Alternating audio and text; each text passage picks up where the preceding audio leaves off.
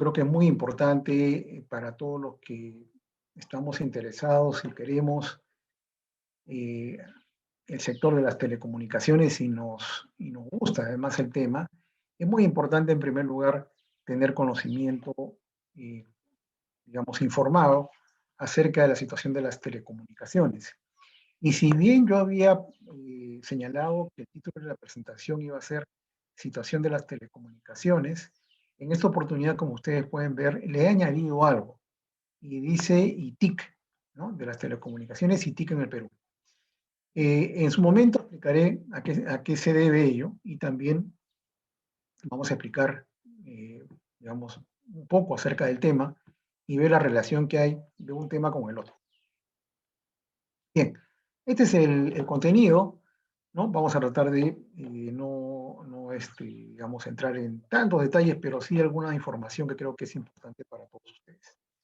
Bien, el primer tema tiene que ver con algunas evidencias que hemos podido nosotros notar muy claramente, enterarnos por la televisión, por las noticias, o de repente también, quién sabe, vivirlas, sufrir algunos problemas en este contexto tan difícil que nos ha tocado vivir como humanidad a todos, ¿no?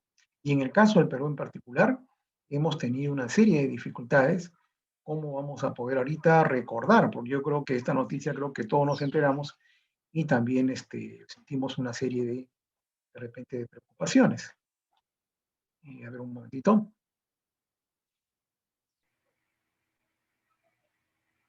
Veamos.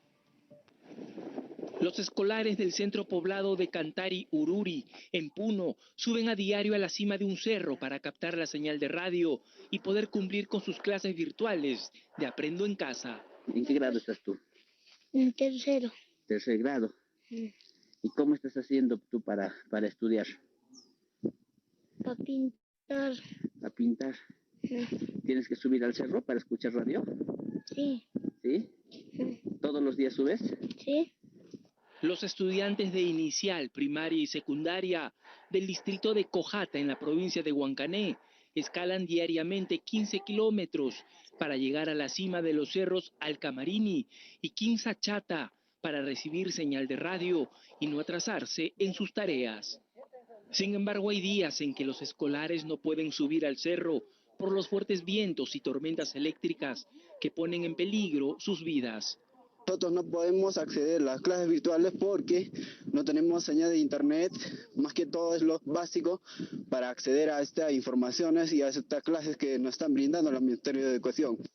Otro obstáculo es que los padres de los menores no tienen dinero para comprar pilas para sus radios. A esto hay que sumar la falta de una posta médica para tratar a los menores que sufren diversas enfermedades respiratorias. Ante ello, los padres de familia y los escolares pidieron a las autoridades regionales y al presidente Martín Vizcarra mejorar la señal de radio o dotar de una señal de televisión a esta zona que se ubica cerca de los 5.000 metros sobre el nivel del mar. El Ministerio de Educación está haciendo todos los esfuerzos necesarios para producir suficientes contenidos para todos los alumnos, para todos los niños y jóvenes en edad escolar. Ahora lo que falta es hacer que esta buena producción, que se transmite a través de la señal de TV Perú, por ejemplo, o a través de una serie de radios, a través de Radio Nacional y muchas radios locales, llegue también a estos lugares que necesitan a gritos tener una mayor atención. Allí hay que focalizar un poco más la atención y las gestiones por parte del gobierno. Muy bien, entonces he retornado al PowerPoint. ¿Pueden visualizar? Sí, doctor. Ya, muy bien. Ok, gracias. Bueno, entonces, como ustedes habrán podido ver, ¿no? Esa noticia creo que a todos nos impactó, pero en realidad no fue la única noticia. Vimos noticias similares en lugares más cercanos, ¿no? Incluso en Puente Piedra o de repente en otros lugares como Manchay y sitios muy cercanos a Lima, ¿no? Pero en todos los casos el común denominador, ¿cuál fue? Que no había señal.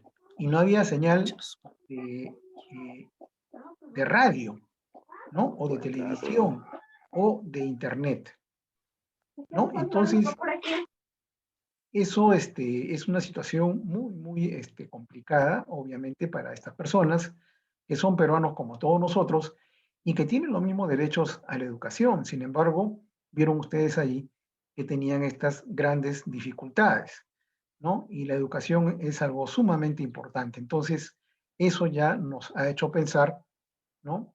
Que tenemos mucho trabajo por hacer aquí en el Perú en cuanto a la cobertura de los servicios de telecomunicaciones.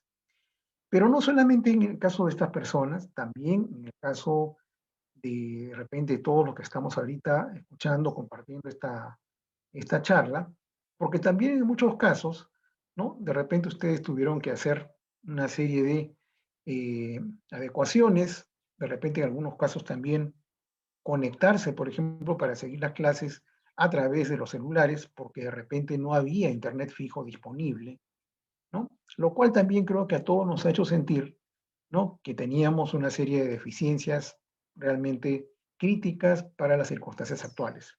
De todas maneras, también hay que valorar el hecho de que ahora tenemos conectividad, porque 10 años atrás, 15 años atrás, sencillamente, tal vez un poquito más, 15 años atrás o 20 años atrás, sencillamente lo que hemos podido hacer en el Perú y en muchos países con relación a lo que es el estudio a distancia, el trabajo remoto, entre otras actividades a distancia, se han podido hacer en esta oportunidad. 15 años atrás, 20 años atrás, eso hubiera sido imposible. Y de repente en mi época en la que yo estudiaba en la universidad, en la UNI, ¿no? Yo terminé el año 81, si algo así hubiera sucedido en esos años, sencillamente el mundo se hubiera detenido, ¿no? Bueno, pero igual eso no es ningún consuelo, por supuesto, sino que nos hace ver que tenemos que trabajar mucho todavía para desarrollar algo tan importante como las telecomunicaciones. Bien, ahora vamos a ver un poquito de aspectos generales, algunos hitos y objetivos importantes de las telecomunicaciones, en el caso particular de nuestro país. Y acá un repasito corto nada más, pero para de repente recordar un poco la historia, ¿no?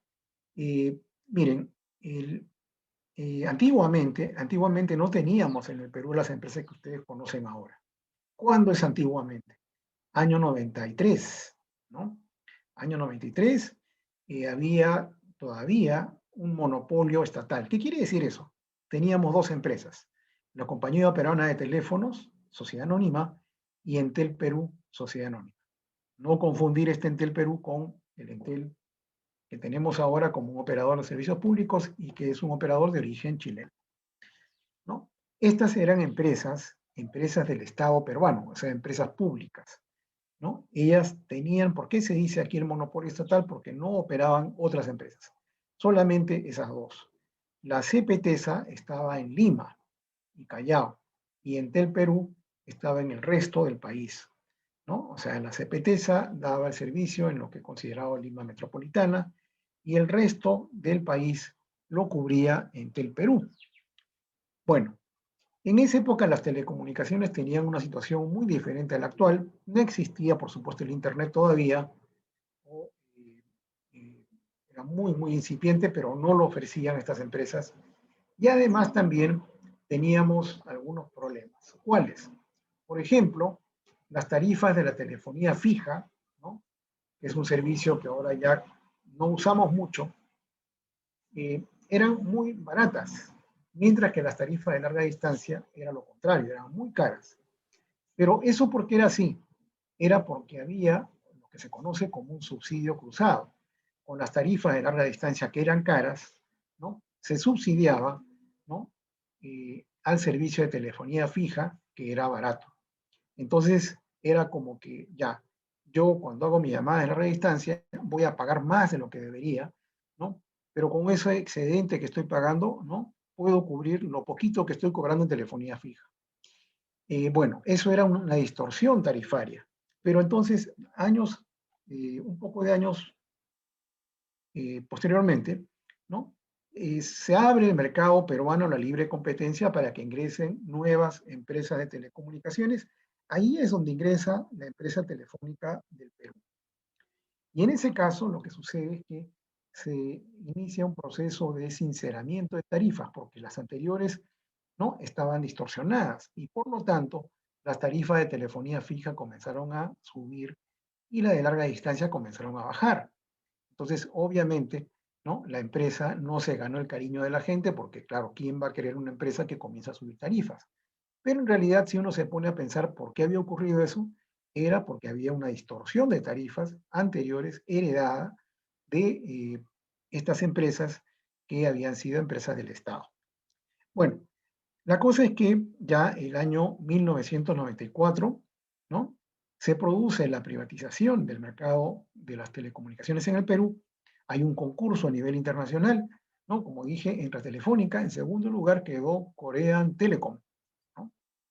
Por si no lo sabían. Y entonces a Telefónica se le da un periodo de, de 5 años, ¿no? De monopolio. ¿Para qué? Porque en esa época las telecomunicaciones en el Perú estaban muy poco desarrolladas.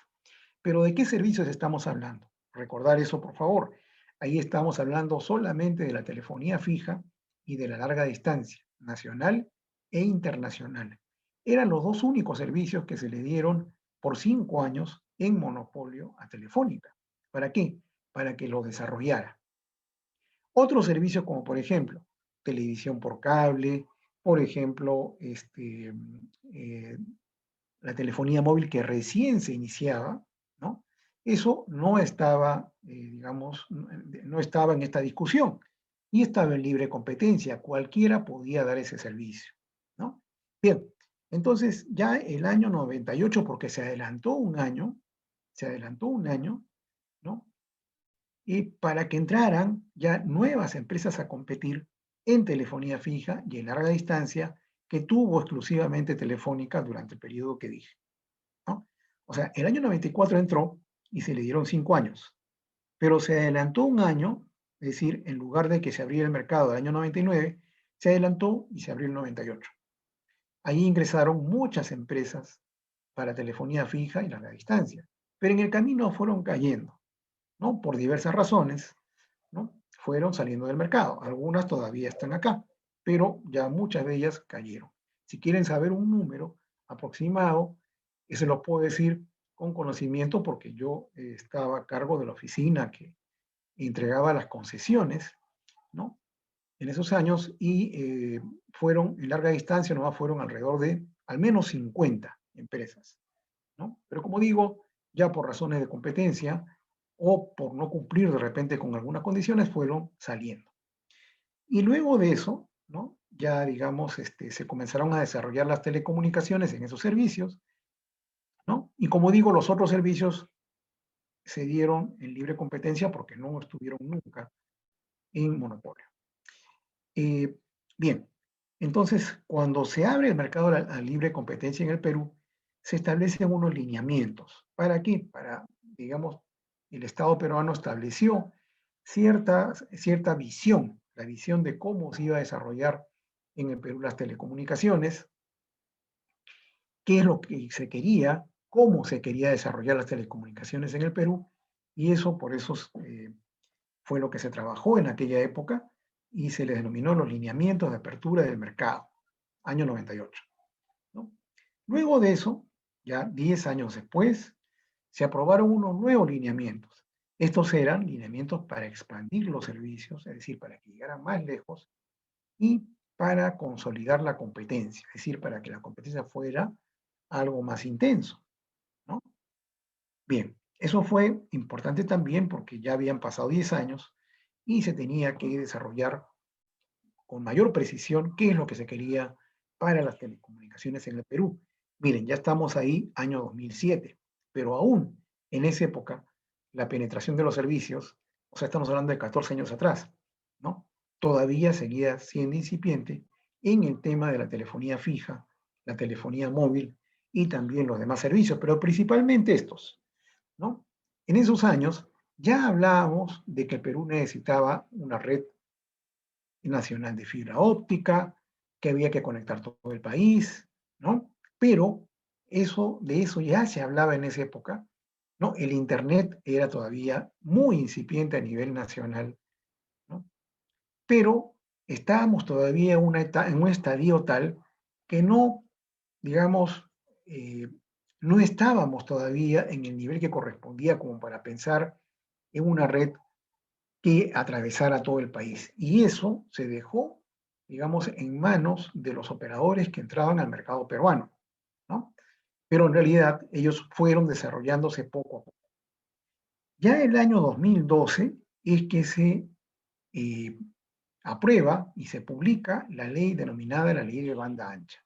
En esta ley de banda ancha sí ya queda establecida la necesidad de que el país requería de una infraestructura importante de banda ancha. Obviamente, en ese caso, se refiere a una red que utiliza fibra óptica, ¿no? Principalmente. Bueno, entonces allí se decidió que teníamos que contar con una red dorsal nacional de fibra óptica, ¿no?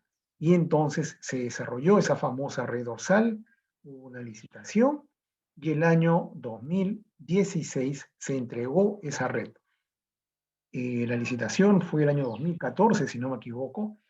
El único operador interesado era Azteca Comunicaciones Perú, ¿no? Entró al mercado peruano, construyó y desarrolló la red dorsal, y esta red dorsal llega actualmente a 180 capitales de provincia desde el año 2016.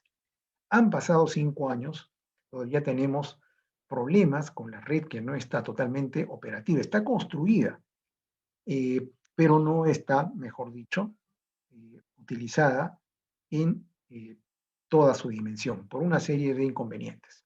Bueno, después han habido otras leyes importantes también. Hay una que se conoce como el operador móvil virtual, que es una modalidad en donde ustedes no necesitan tener infraestructura. Pueden ser, por ejemplo, un operador móvil, así como Telefónica, Claro, Entel o Vitel, ¿no es cierto?, que ofrecen servicios móviles, pero no necesitan infraestructura. Entonces uno pensará, pero ¿cómo va a ser eso? Es posible porque se logra mediante acuerdos con uno de estos operadores que sí tiene infraestructura, ¿no? Y estos operadores móviles virtuales ofrecen el servicio móvil en nichos de mercado y ayudan a dinamizar el mercado. También, ¿no? Pueden ayudar a desarrollar los servicios en lugares en donde no están presentes los operadores, donde no están todos, ¿no? Pero sí tiene que apoyarse en la infraestructura de uno de los operadores que está en el mercado actualmente. Y luego se aprobó en 2015 una ley denominada de infraestructura, a través de la cual, ¿no?, se aprobaron una serie de normas, perdón, en una ley, una serie de artículos con el fin de que se facilitara la aprobación de instalación de infraestructura de telecomunicaciones, principalmente de las antenas. ¿Por qué razón? Porque hasta ese momento, miren, 2015 es hace 5 años nada más, habían muchos problemas, ¿no?, que hacían muchos gobiernos locales, o sea, municipalidades, ¿no? Es decir, los operadores cuando van a poner una torre de telecomunicaciones, una torre para servicios móviles, tienen que sacar ciertos permisos, autorizaciones en el gobierno local, o sea, en la municipalidad. Pero si ustedes iban a una municipalidad, les pedían una cosa y les cobraban una cosa, muchas veces irracional, que no tenían sentido técnico. Se iban a otro municipio y los requisitos eran diferentes. Entonces, para evitar eso, se sacó una ley, ¿no?, para que fuera el trámite de aprobación automática. Aún así, ¿no?, si bien ha disminuido, pero persisten todavía los problemas en ese sentido, ¿no? Entonces, esas cosas ocurren en el Perú, ¿no? Se ha allanado mucho el camino, pero todavía falta bastante por desarrollar, ¿no? Ahora, ¿cuándo, digamos, esto se convierte en un problema? Se convierte en un problema porque obviamente nosotros queremos que el país siga desarrollando infraestructura, pero si los propios gobiernos locales se van a oponer, ¿cómo se va a lograr el servicio, que el servicio llegue a todas partes? Imposible, ¿no? Si de repente, claro, quisiéramos que llegue 4G a todo el país, porque en muchos lugares todavía es solamente 2G, imagínense, ¿no? O si queremos también que de aquí a 5 años, perdón, que de aquí en los próximos años, el próximo probablemente, ¿no?, ya llegue 5G y ese servicio requiere mucho mayor cantidad de antenas, ¿qué va a pasar? Y por eso entonces se entiende la importancia de una ley de este tipo, ¿no? Para facilitar el despliegue de la infraestructura. Ahora, esta ley no solamente era para antenas de servicios móviles, en general para infraestructura de telecomunicaciones. Imagínense que ustedes quieren tener fibra óptica en su casa, ¿no? O de repente si bien en un edificio, o de repente en una urbanización, en donde sea, pero si ustedes quieren fibra porque da mejor servicio, porque de repente es más rápido, ¿no? Eh, Eso, ¿no? Requiere también de autorizaciones municipales, pero si la municipalidad pone una serie de trabas, ¿no? O que les va a cobrar un montón de plata, o sea, que no tiene sentido técnico, porque sí se puede cobrar, nadie dice que no, pero en forma técnica, ¿no? ¿No? Hay siempre formas de calcular los costos que implican, por ejemplo, apoyar una fibra en la postería de una red eléctrica, o de repente los postes de otra empresa, o de repente infraestructura que está por ahí, ¿no? Y que cuesta, ¿no? El mantenimiento, si yo voy a apoyar mi fibra, algo puede pasarle al poste, de repente es mucho peso, no sé. Esas cosas se pueden calcular técnicamente, pero lo que no se puede permitir es que cobren sin ningún criterio técnico cualquier monto en forma irracional, ¿no? Sin sentido técnico. Bien, entonces se supone que esa ley lo que ha querido, la intención ha sido facilitar las cosas. ¿Qué entidades tienen que ver con el tema de telecomunicaciones en el Perú? El Ministerio de Transportes y Comunicaciones, por un lado, y el OCIPTEL, por otro lado. ¿Por qué estas dos entidades? El Ministerio de Transportes y Comunicaciones lo que hace es otorgar las licencias o concesiones, como llamamos en el Perú, a quienes quieren ofrecer servicios de telecomunicaciones en el Perú. Entonces, si ustedes recuerdan a los operadores, por ejemplo, que les dan servicios móviles, ¿no? Vitel, Claro, Telefónica, Entel, todos ellos tienen una concesión que el ministerio les ha otorgado. También, si las empresas necesitan bandas de frecuencias para operar porque sus servicios son inalámbricos, el ministerio es quien les asigna el espectro radioeléctrico. Si de repente ustedes necesitan números, como en los servicios móviles, o en telefonía fija, o un código, por ejemplo, para acceder a un operador de larga distancia. Por ejemplo, ustedes recordarán que hay el 1977, ¿no? Para un operador de larga distancia, ¿no? Ese número, el operador no lo inventa, sino el ministerio tiene un plan de numeración y el ministerio le da los números a los operadores, ¿no? Los bloques de numeración, el ministerio se los da a los operadores. En general, lo que hace el ministerio es ponerlos a los operadores en el partidor de la competencia, ¿no? Para que de ahí en adelante el OCIPTEL entre a tallar y regula las actividades de los competidores en el mercado de las telecomunicaciones. Hay otro tema más, o un par de temas más que podría aquí comentar, que lleva a cabo el ministerio, ¿no? El tema de cómo financiar las telecomunicaciones en zonas alejadas del Perú, en zonas rurales, ¿no? Eso se hace a través de un fondo. El fondo se llama FITEL, el Fondo de Inversión de Telecomunicaciones, ¿no? ¿De dónde sale ese fondo? ¿De dónde se colecta? Supongamos que ustedes tienen un plan de datos del servicio móvil que es 100 soles, ¿ya? Entonces, el FITEL se colecta del 1% de lo que recibe el operador. Entonces, ustedes le pagan 100 al operador, un sol va al fondo. Entonces, ¿quiénes contribuyen al fondo? Todos nosotros, todos los usuarios. ¿Ok? Es así como se pueden llevar a cabo estos proyectos en zonas rurales.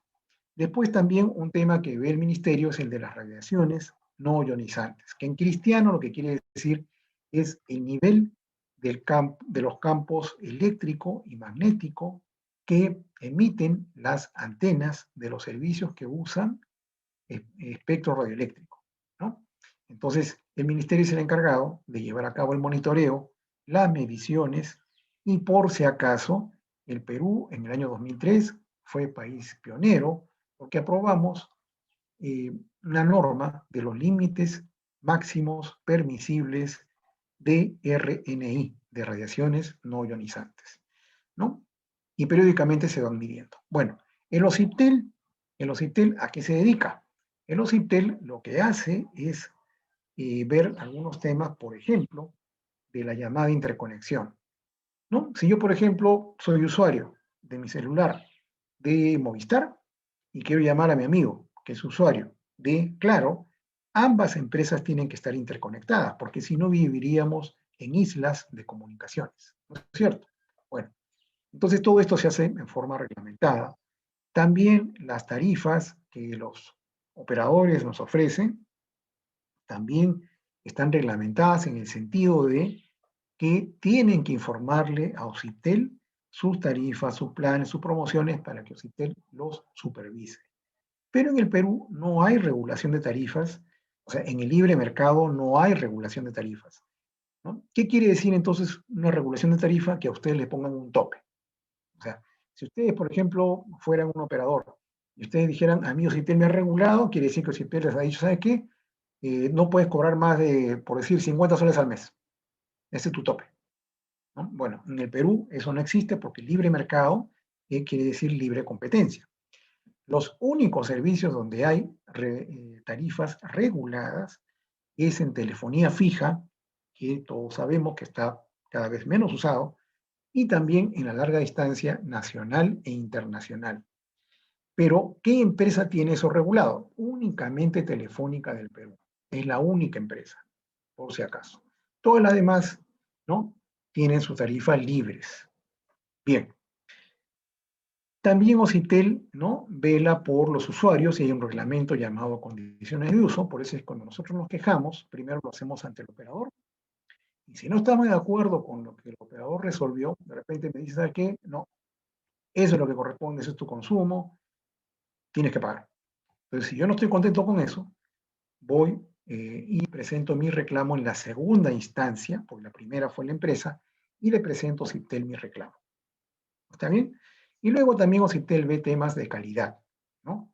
Este tema es un tema crítico. La calidad que uno percibe de un servicio en una zona urbana es muy diferente que la calidad que uno puede percibir muchas veces en el interior del país. Pero en el interior del país, además, muchas veces hay problemas, no solamente, digamos, originados por la infraestructura de telecomunicaciones, sino que uno de los grandes problemas es la energía y la inestabilidad que a veces hay.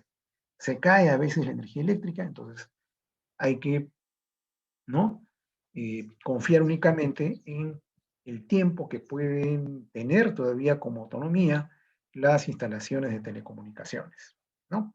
Así funciona. Bien. Luego, en el Perú, ¿cuáles son los objetivos? Los objetivos son básicamente tres. Uno, de acuerdo digamos, a las normas, uno es el de la expansión de los servicios. Es decir, que los servicios lleguen a todos los rincones del Perú, ¿no? Es uno de los objetivos. Otro es el de la promoción de la competencia, es decir, que compitan, porque cuando los operadores compiten, ¿no?, recuerden esto, ahí es cuando bajan las tarifas, cuando mejora la calidad, cuando me puedo pasar de un operador a otro fácilmente, ¿no? Ya, eso es lo que logra la competencia, ¿no? Entonces, por eso también es que un principio de la regulación es no intervenir, porque se supone que el mercado debe funcionar, pero cuando hay fallas de mercado, ahí sí el regulador, en este caso Ocitel, tiene la posibilidad de intervenir. Otro objetivo más que es muy importante es el desarrollo de la banda ancha. Sin banda ancha, ahorita no estaríamos conectados. Pero lo que queremos es que la banda ancha llegue a todos los rincones del Perú. Ese es un tremendo desafío, ¿no? Por ejemplo, si yo tuviera como objetivo cubrir el territorio del hermano país de Uruguay, ¿no?, sería mucho más sencillo si lo comparamos con nuestro caso, en donde la geografía es muy desafiante, es muy complicada y encarece los costos, obviamente, del despliegue de infraestructura, ¿no? Es mucho más complicado nuestro país por la geografía y eso es algo que no se puede negar. Bien, como les comentaba hace un momento, el año 98, cuando se abrió el mercado a la libre competencia, el Estado peruano tuvo que establecer ciertos principios, es decir, ¿qué es lo que quiero desarrollar? Y como ustedes ven en este grafiquito, ¿no?, acá donde pongo el cursor, yo puse un telefonito que es bastante antiguo.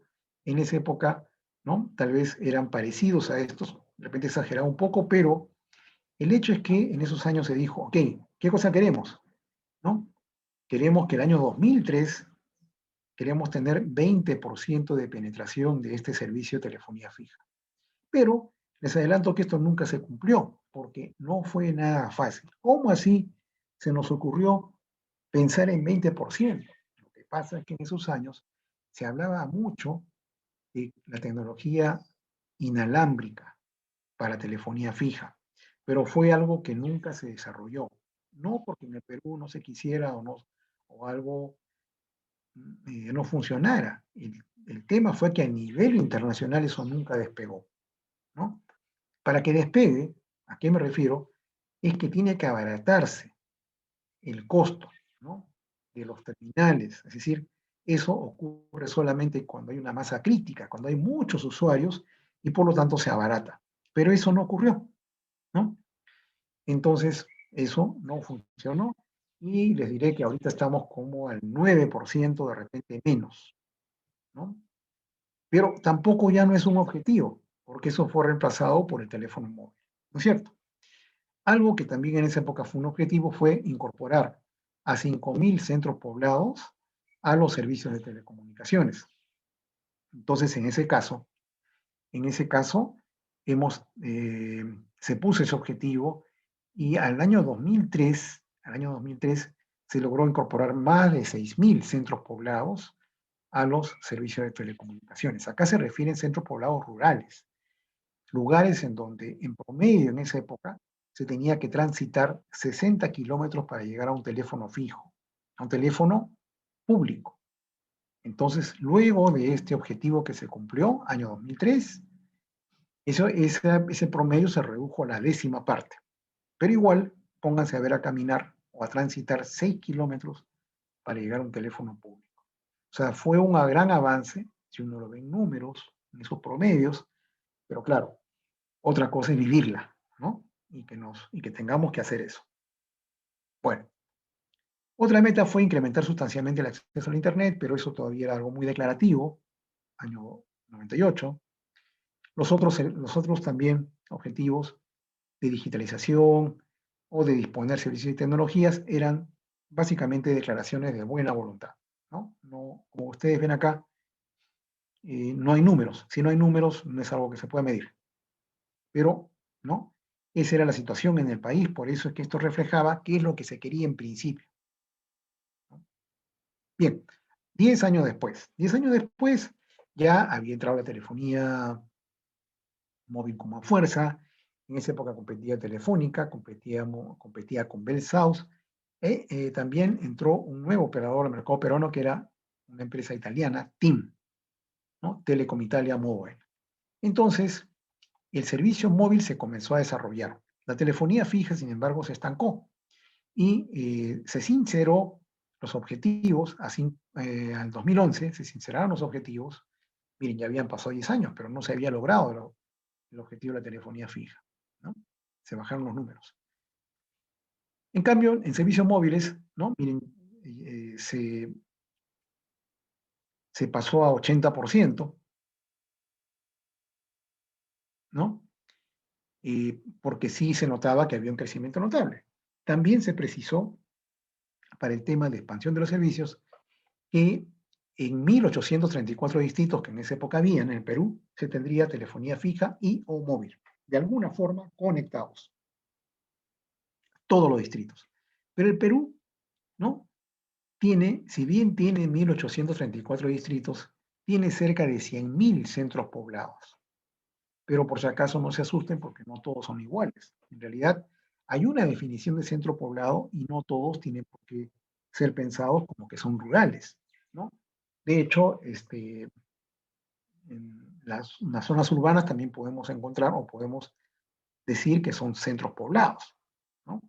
Pero sí, en las zonas rurales hay muchos, ¿no? Hay decenas de miles y muchos de ellos tienen una gran dispersión y son de muy pocas personas, a veces centros poblados con 20 personas que viven en zonas alejadas y dispersos, lo cual también es un problema, porque imagínense llevar servicios a ese tipo de poblaciones, ¿no? Que viven así, ¿no? Entonces eso es bastante complicado. Bueno, Aquí se puso también que como objetivo 1 millón de conexiones de Internet de banda ancha para el 2011.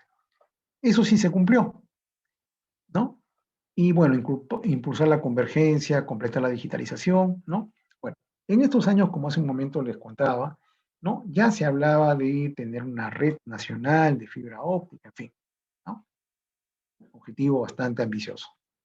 Bueno, después vino la ley de banda ancha. Como les dije, esto daría lugar al nacimiento de la Red Dorsal Nacional de Fibra Óptica.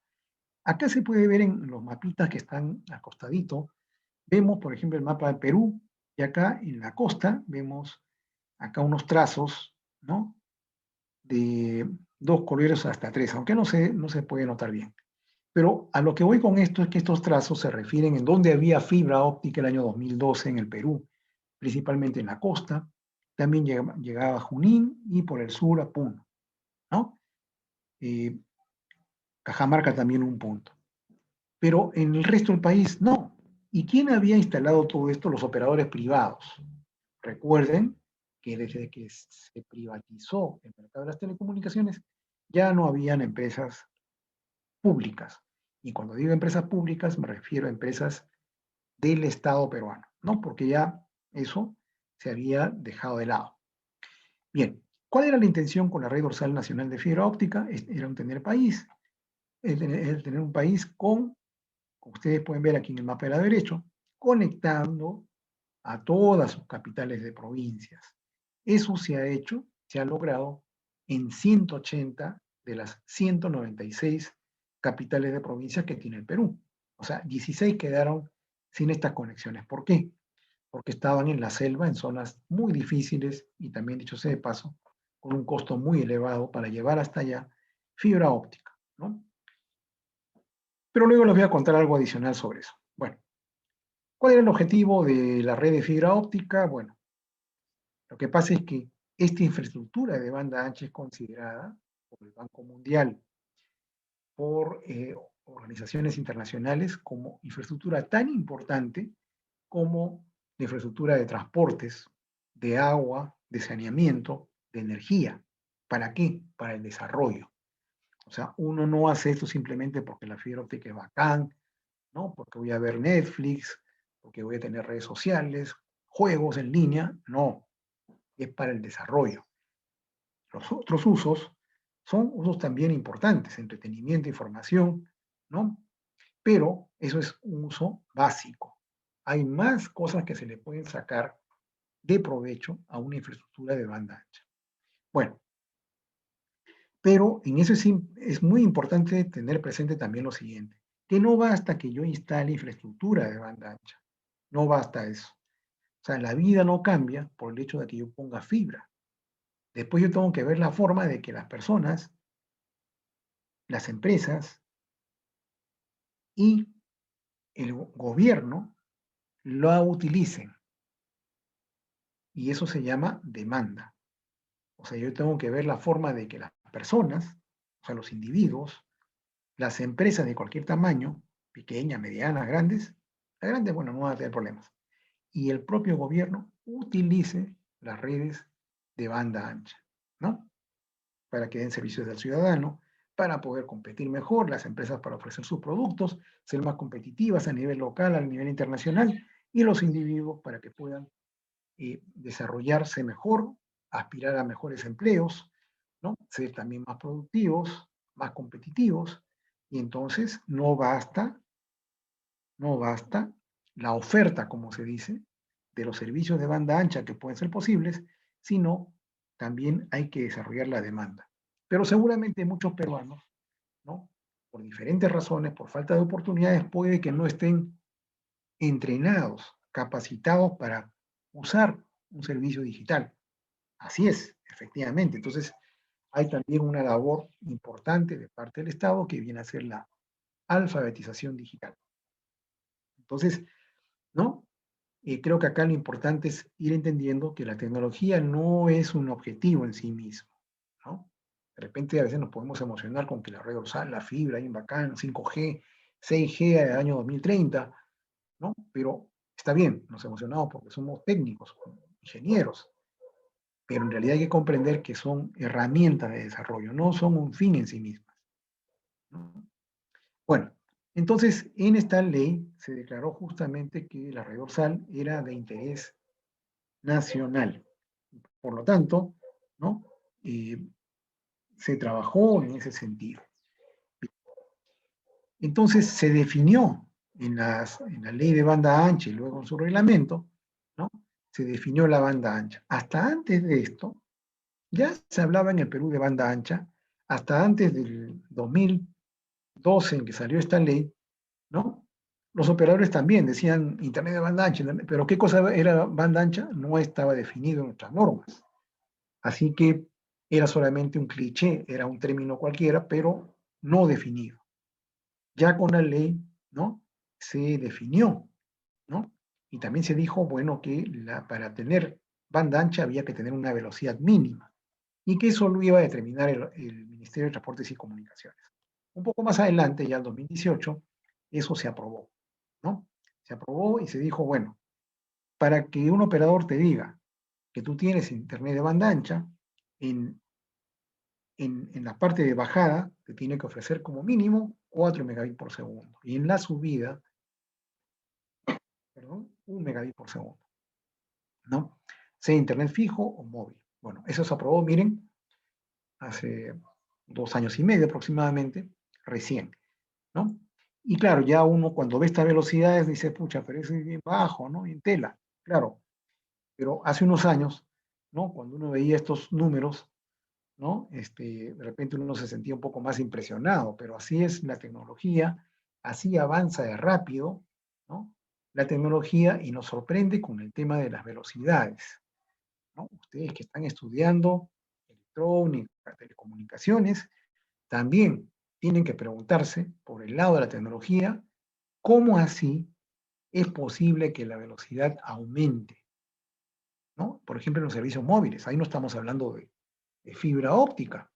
¿Y cómo es posible que en 5G un operador me dé a mí al celular 1 gigabit por segundo? ¿Acaso me va a colgar una fibra de la antena hasta mi celular? No, no. Ya, entonces hay que preguntarse, ¿cómo así entonces? ¿Cómo voy a poder tener tanta velocidad? Y para sexta generación en 2030, 1 terabit por segundo. Eso es algo que ahorita nos parece descomunal. 1 terabit por segundo eran velocidades con las que solamente nos podíamos imaginar en las redes de cable submarino, ¿no? En los océanos internacionales, ¿no? Hasta hace poquito. Pero ya tener esa velocidad en el celular es algo realmente sorprendente, ¿no? Sobre esos temas de qué hace posible esas tremendas velocidades, en otro momento podríamos seguramente conversar. Bueno, pero se los comento nada más. Bien, ahora, en el Perú hay varios tipos de servicios y esto según la clasificación que tenemos en nuestras normas. Y acá estamos hablando, bueno, hemos visto en un primer momento, hemos visto ahí en el video, que se ha hablado de Internet y se ha hablado de radio, ¿no? Ok. Y bueno, por un lado, se le llaman servicios públicos a todos aquellos por los cuales se paga una tarifa. Quiere decir entonces que el Internet, ¿no? El servicio móvil, el cable, la telefonía fija, todos estos son servicios públicos porque pagamos. En cambio, radio y televisión, señal abierta, no pagamos, ¿no es cierto? Es gratis. Ustedes prenden la radio en el auto, de repente, o de alguna forma, ¿no? No se paga por esa señal. Si ustedes de repente un día dicen, ¿saben qué? Ya no quiero tener cable. Y conectan su televisor, ¿no? Tiene su antenita, nada más, y conectan, o perdón, sintonizan los canales de señal abierta, van a poder ver la señal de muy buena calidad, ¿no? Televisión digital terrestre, ¿no? De muy buena calidad, ¿no? Y por esa señal no se paga nada, es gratuita, ¿no es cierto? Bueno, entonces eso no es servicio público. ¿Y cuál es el nombre que se le da? Se llaman servicios privados, de interés público. ¿Ya? Bueno, eso es. Ya el otro servicio no se los comento para no, de repente, entrar en tanto detalle. Bien, acá están los ejemplos de servicios públicos, ¿no? Internet, celular, cable, en fin, ¿no? Ya, son los que se pagan una tarifa. Los privados aquí no los voy a comentar. Radiodifusión, radio y televisión. Bien. También muchas veces, si de repente yo ya usé los términos espectro radioeléctrico y también numeración, ¿no? El Perú tiene, como todos los países, planes, ¿no? Para el caso del espectro radioeléctrico y para el caso de la numeración, ¿no? En el caso del espectro radioeléctrico es el Plan Nacional de Atribución de Frecuencias, el PENAF, ¿no? Yo he trabajado en el MTC por largos años, en total tal vez 17 años, pero en los primeros 15, entre el año 97 y el 2012, yo presidí, tal vez por 10 años al menos, presidí la comisión del Plan Nacional de Atribución de Frecuencias, ¿no? Entonces, ahí estudiábamos las tendencias del uso del espectro radioeléctrico a nivel internacional, ¿no? Es decir, la banda de frecuencias que se utilizan en cada país no son decisión propia de cada país. Eso se evalúa a nivel internacional. Primero, a nivel regional, a nivel continental. Perú lo discute con todos los países del continente americano. Pero después, cada 4 años, hay una reunión a nivel mundial y ahí se ponen de acuerdo los países y se acuerda, se decide cómo se va a usar el espectro radioeléctrico en los años futuros. Por ejemplo, ¿no? Ahora que llega quinta generación y más adelante sexta generación, los países van a tener que reunirse, bueno, para quinta generación ya lo han hecho, pero para sexta generación, oportunamente tendrán que reunirse, discutir, ver las bandas de frecuencias, definir y luego ya en su momento entrarán en operación, ¿no? Entonces, es así. Y numeración también es algo que el ministerio lo lleva a cabo a través de un plan de numeración. En ambos casos, el espectro y la numeración se conocen como recursos escasos porque se agotan. ¿En qué sentido? Cuando yo digo que se agota, no es que no es que se cansen, ¿no? Me refiero a que se terminan. ¿Y se terminan por qué? Acá hay un ejemplo, me parece, sí. Por ejemplo, originalmente en servicios móviles teníamos la banda 800 MHz y la banda 1900, pero la de 800 solamente tenía espacio para 2 operadores, no hay más, no entraban más. Y 1900 para 4, ¿no? Entonces ahí se nota que es un recurso escaso, porque tiene espacio solamente para pocos operadores, no hay para más. Y cuando ya no hay para más, se tienen que abrir nuevas bandas, pero como repito, bandas que han sido acordadas a nivel internacional. No es que Perú diga, acá hay un espacio y ya hay que usar esto. No, eso no funciona en ninguna parte. Porque si fuera así, ¿no? Imagínense, traen celulares de Corea al Perú y no funcionan porque el Perú decidió usar una banda cualquiera, ¿no? Entonces, obviamente eso no va a suceder nunca porque Corea está informado, ¿no? De lo que sucede en el Perú y eso es un acuerdo, son decisiones internacionales, ¿no?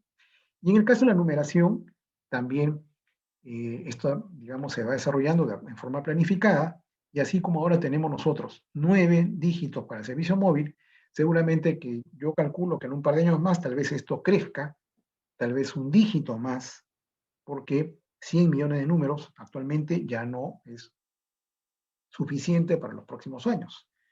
No solamente porque haya un gran desarrollo de los servicios móviles, sino que, ¿no? Lo que pasa es que los operadores siempre cuentan con un stock de numeración y también porque muchos chips, ¿no? Se usan, se asocian a equipos que tienen otro tipo de aplicaciones que no son únicamente por los celulares, las tabletas, sino otro tipo de cosas, aplicaciones más que nada. Bueno, estos son los planes que les comentaba, el plan de frecuencias, el plan de numeración, y es una referencia nada más para hacerles ver que las cosas se desarrollan en forma ordenada, ¿no? En estos temas técnicos tiene que ser así. Bien. Y el mundo, para efectos del espectro radioeléctrico, se ha dividido en 3 regiones, ¿no? La región Américas es la región 2. En la región 1 es esta parte del mundo, ¿no? Está aquí África, Europa, toda esta parte también, ¿no? Del norte de Europa. Y Asia, Oceanía, es región 3. Entonces, por ejemplo, si ustedes se van un día, se van a Corea, ¿no? Se van ahí a Seúl, se van a Busan y se compran su celular. Le gustó un modelo que usaban allá, ¿no? Para uso de los coreanos. Lo traen acá y dicen, uy, no funciona, ¿no? O qué raro, no entran las llamadas, ¿qué pasa? Entonces dicen, uy, ya no puedo reclamar. Lo que pasa es que hay que tener cuidado con estos productos, porque las bandas de frecuencia a nivel internacional no están armonizadas completamente. Están armonizadas sí dentro de cada región, ¿no? En algunos casos, algunas bandas de frecuencia sí podría estar a nivel mundial, pero en muchos casos no es así, ¿no? Entonces, cuando uno va a un país, a otro país de otra región, y uno quiere comprar un dispositivo electrónico, tiene que ir y preguntar, ¿no? En dónde venden esos aparatos para uso en otro país, ¿no? Y ahí les van a indicar seguramente qué equipo deben comprar. Yo he hecho eso, pues yo vivía y he viajado a muchos países, pero esa experiencia me ha ocurrido en el Japón. Ahí hay unas tiendas que venden equipos para extranjeros, ¿no? Entonces les preguntan a ustedes de qué país vienen. Si usted dice, vengo del África, ah, ya, señor, entonces compre, ¿no? Este equipo de acá, no va a tener ningún problema en su país, en el África, ¿no? Por ejemplo, uno de repente piensa, no, pero ese Wi-Fi, ¿no? Eso funciona en todas partes. Mentira, ¿no? Las bandas de Wi-Fi no son iguales en todas partes del mundo. El mundo ha sido dividido de esta manera. Bueno, ese es un alcance. Bien. El Fondo de Inversión de Telecomunicaciones, que antes les comenté con un ejemplito, ahora lo administra una oficina que se llama PRONATEL, ¿no? Que es el Programa Nacional de Telecomunicaciones. En esencia, hace lo mismo que antes hacía FITEL. FITEL también es como una dependencia, ¿no? Que, claro, es la encargada de administrar el fondo, pero ahora se llama PRONATEL. Pero, bueno, no entramos en detalles de eso, solamente para decirles que ese es el nuevo nombre. Bien, ¿no? Y ellos están a cargo de llevar a cabo estos proyectos en las zonas en donde los operadores no van por cuenta propia porque no es rentable. Si ustedes fueran dueños de un negocio de telecomunicaciones, ¿no?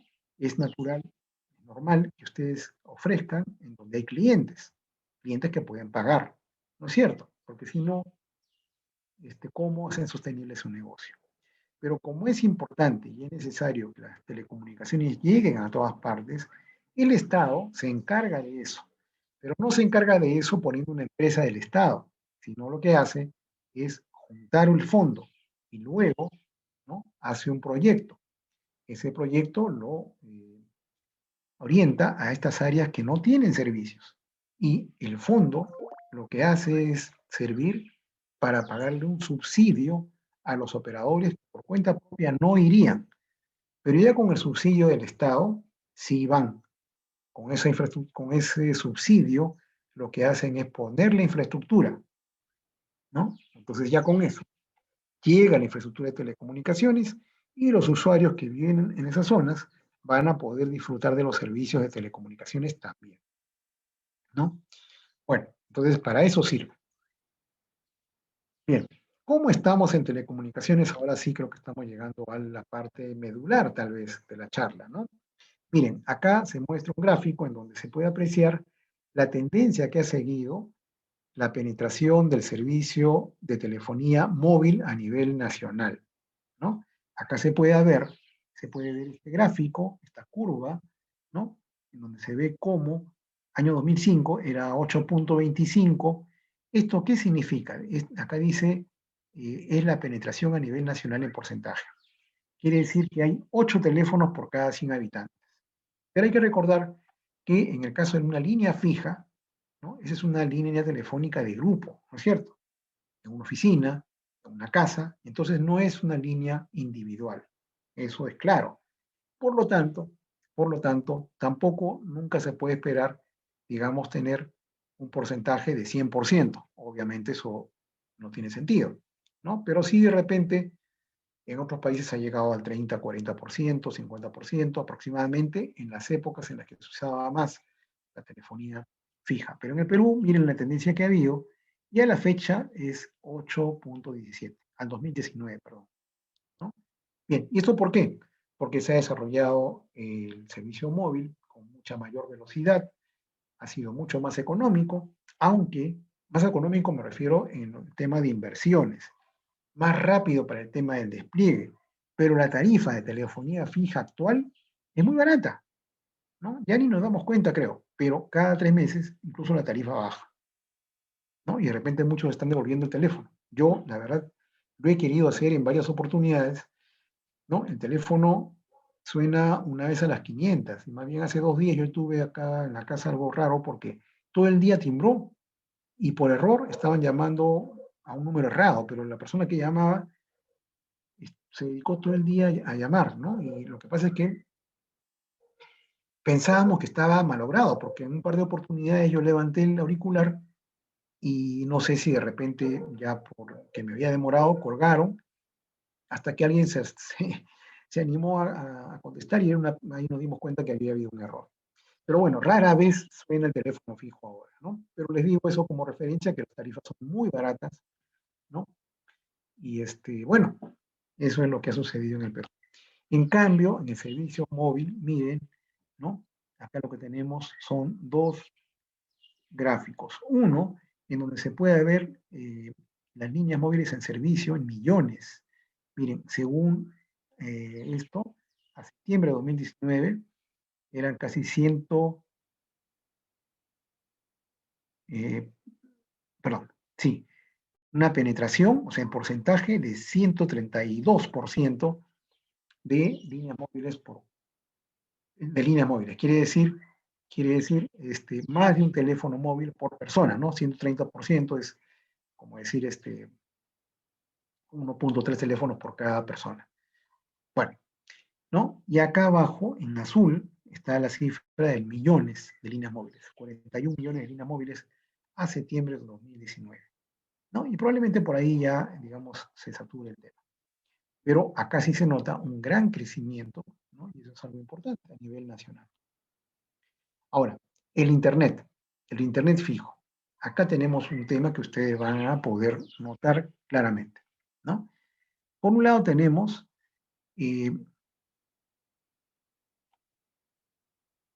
la curva de color azul, que está con los puntos azules aquí en la parte inferior, ¿no? Esta es la penetración por habitante. Entonces ustedes pueden ver que en 2019, en el tercer trimestre, era casi 8%. ¿Qué cosa quiere decir? 8 conexiones de Internet fijo por cada 100 habitantes. O sea, por cada 100 habitantes hay 8 conexiones de Internet fijo. Pero igual en el caso de Internet fijo, digamos, no es lo mismo que tener un Internet en casa, ¿no? O sea, no podemos aspirar a que la cifra de Internet por habitante sea muy alta, ¿no? Pero luego les voy a mostrar cómo es por hogares. Pero de todas maneras, ¿no? Algo, bueno, por un lado, 7.73% es una cifra muy baja. Este es un promedio a nivel nacional. Ahora, quiero que se fijen también en el tipo de tecnologías que se usan para acceder al Internet. Miren, con la curva de color celeste se ve una tendencia creciente hasta el 2014-15 de la tecnología XDSL. Ese era el par de cobre, ¿no? El par de hilos de cobre telefónico, ¿no? De telefonía fija, por ahí se transmitía a Internet, pero eso ya también ha venido bajando considerablemente. Y lo que ha venido subiendo mucho es cable módem, esto de color rojo. ¿Qué cosa es el cable módem? Básicamente la transmisión del Internet a través del mismo cable que nos trae la señal de televisión, ¿no? Tecnologías como HFC. Ahora, últimamente algunos operadores también están ofreciendo Internet fijo con fibra a la casa, lo cual es también bastante importante, ¿no? Eso sale en otras tecnologías, aquí el gráfico de color naranja, ¿no? Y bueno, con números acá en absolutos es la cantidad de líneas de conexiones de Internet fija, ¿no? El total, no aparece el total acá, pero bueno, tenemos problemas con el Internet fijo. Yo ya les había adelantado al inicio un comentario que hice respecto de que el Internet fijo en muchos lugares en el Perú no está disponible, ¿no? Bien, y este es un indicador.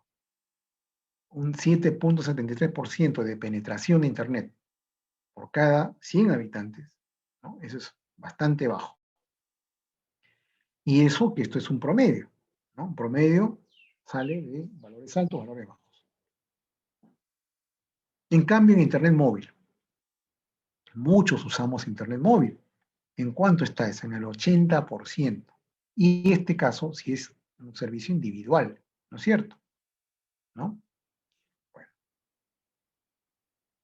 La red dorsal nacional de fibra óptica, ¿no? Como les decía, ¿no? Aquí en el medio pueden ver ustedes un mapita. Se ha tendido más de 13.550 kilómetros de fibra óptica a nivel nacional. Llega a las 180 capitales de provincia. Un segundito, por favor.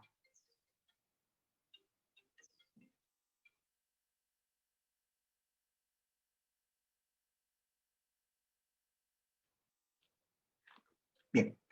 Como les decía entonces, la red dorsal está desplegada de esta forma, ¿no? Y llega a 180 capitales de provincias. El sector privado, por su parte, ¿no? Hasta el 2017 había desplegado fibra, ¿no?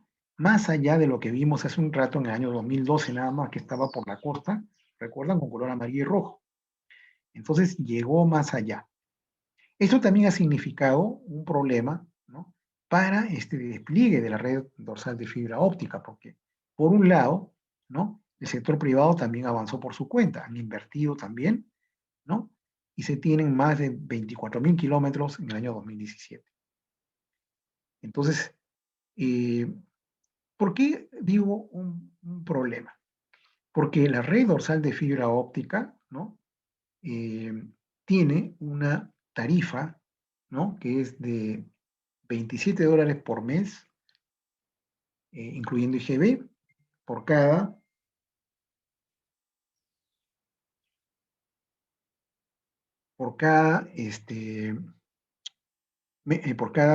2 megabits por segundo. Bien, entonces, disculpen más bien la interrupción. Entonces, sumando ambas redes, es decir, en cuanto a despliegue de fibra, es una cantidad considerable de fibra óptica que tenemos. Pero claro, o sea, uno dice, uy, viendo todo esto, claro, parecería que hemos avanzado mucho. Y efectivamente se ha avanzado. Pero lo que pasa es que no está operativa, no técnicamente hablando, la red, ¿no? La red está operativa, está prendida, ¿no? Pero esta red no es una red que llegue hasta el usuario, llega a nodos en cada capital de provincia, ¿no? Entonces llega a un nodo, pero para que llegue a las casas se necesita otra red que son las redes regionales. Las redes regionales son las que proveen capilaridad, ¿no? O sea, extensiones que llegan, ¿no? Por ejemplo, colegios, centros de salud, comisarías, ¿no? Para conectarlos. Y dicho sea de paso, también para dar el servicio al público en general, ¿no? Pero eso todavía está pendiente. Solamente se han desarrollado, a ver, sí. ¿Cómo son las redes regionales? Por ejemplo, aquí tenemos la Lambayeque. En cada una de estas provincias, ustedes ven acá las tres, con diferentes colores, ¿no? Allí están las capitales de provincias, hay un nodo en cada una de ellas, y luego la red regional tiene que llevar la fibra, ¿no? A cada una de las capitales de distrito, en este caso 35, ¿no? Y ya una vez llegado a los nodos de las capitales de distrito, ¿no? De ahí ya tienen que extender la última milla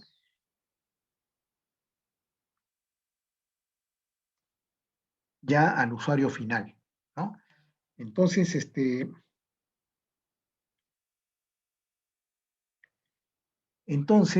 esa es la situación, ¿no? Y los únicos proyectos que se han podido avanzar a la fecha son el de Lambayeque, en el sur se han culminado también, en la región centro-sur,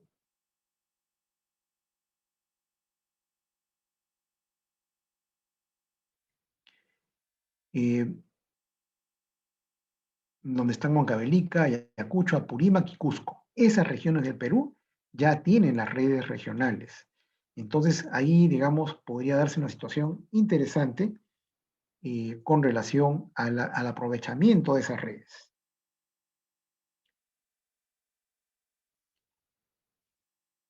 Muy bien. Hay mucho detalle realmente por considerar en lo que ha pasado, qué problemas pueden haber habido, ¿no? Pero la verdad es que no es un tema sencillo, ¿no?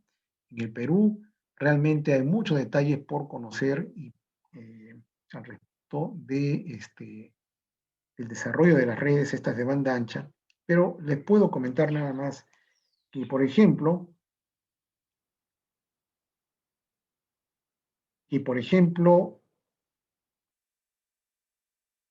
eh, para poder instalar los nodos de estas redes en las regiones del país, ¿no? Hace un momento mencioné que hay nodos en cada distrito. Las empresas tienen que adquirir la propiedad del terreno en donde ve el nodo. Por las características de informalidad en nuestro país con relación a la propiedad de estos terrenos, eso se convirtió en un gran problema que atrasó muchísimo los proyectos. Eso es uno de los temas que aparecieron en el camino. Bueno, entonces, vamos a mostrar lo siguiente.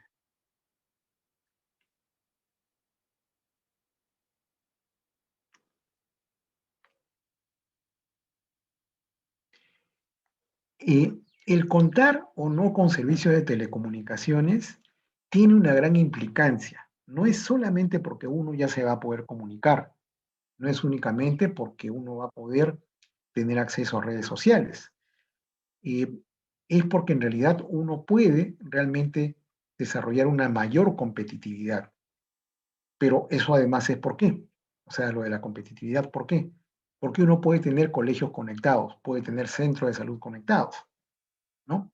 La competitividad es un tema que luego lo voy a tocar, ¿no?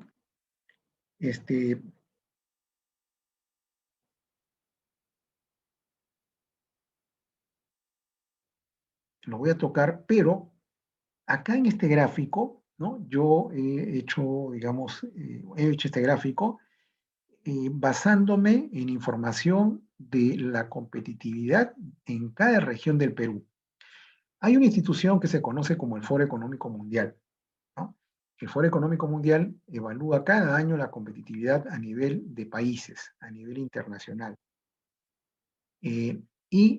Utiliza toda una metodología que es compleja, saca unos informes que son muy, muy interesantes, que yo siempre los sigo. Y en el Perú, el Instituto Peruano de Economía, el año 2019, elaboró, ¿no?, un estudio de la competitividad por cada región en el Perú. Y yo hice aquí el gráfico, ¿no?, de la competitividad, que está marcada aquí de color marrón, esta curva, y debajo puse el porcentaje de hogares con acceso a telefonía e internet móvil y el porcentaje de hogares con acceso a internet fijo. Entonces, como ustedes se pueden apreciar, pueden notar claramente, las regiones que tienen mayor penetración a nivel de hogares en internet fijo y en internet móvil tienen una mayor competitividad.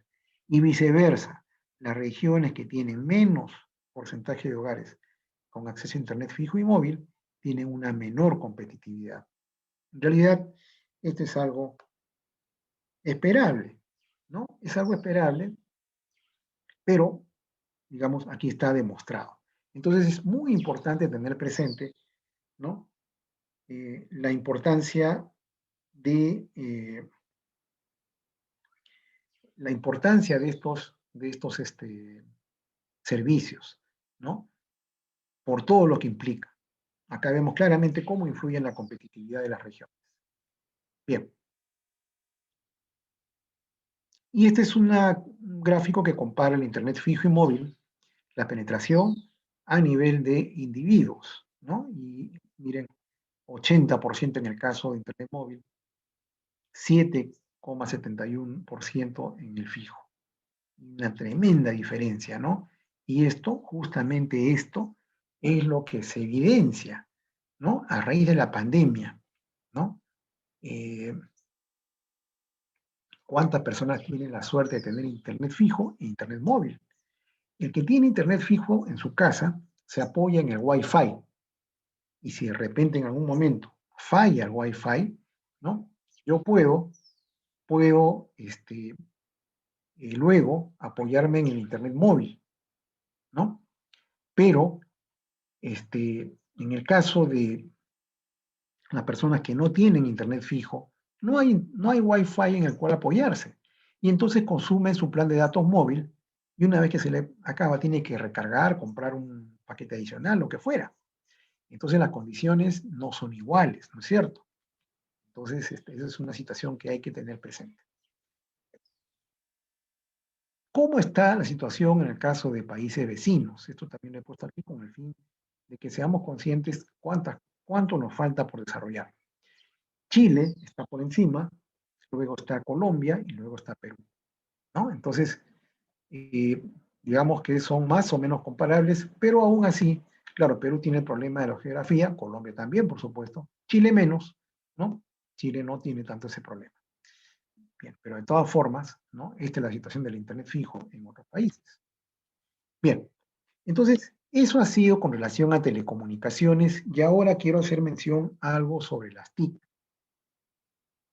Si me permiten, entonces, ¿qué son las TIC? O sea, ustedes lo han escuchado seguramente, ¿no? Pero desde el punto de vista formal, las TIC son una especie de matrimonio feliz entre las tecnologías de la información y las de la comunicación. Eso es, ¿no?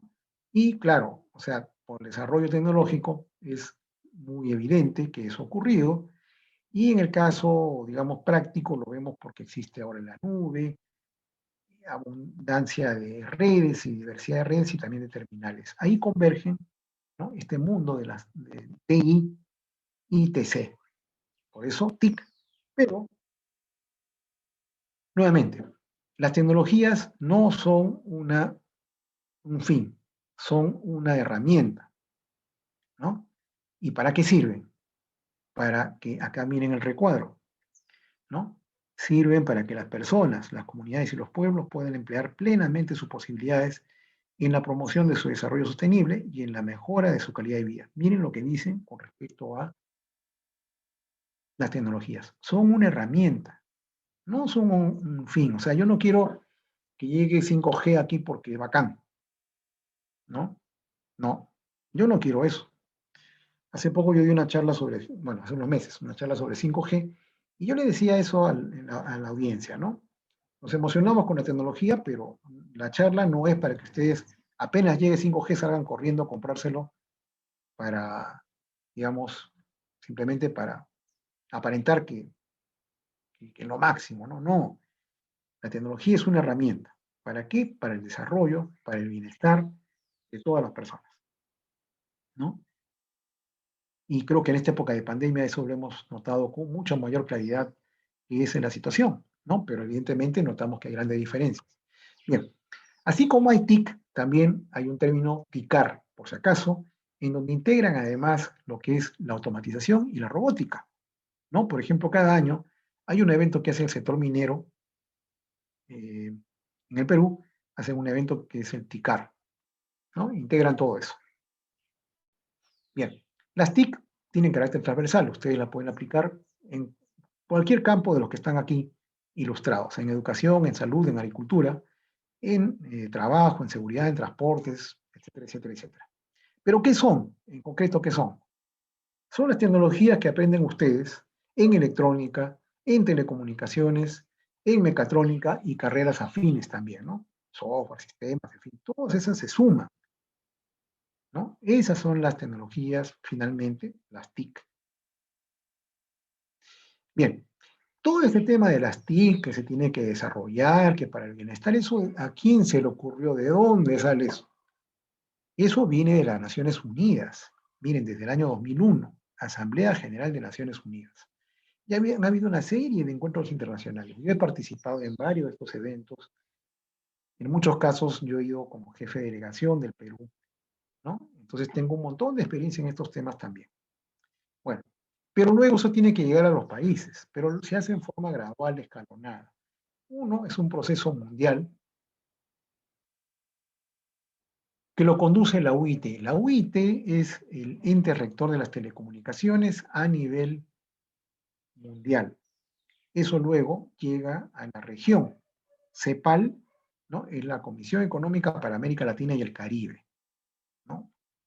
Este año ha habido uno, me parece, perdón, el año pasado, y yo estuve en el anterior, el 2017, en Santiago de Chile.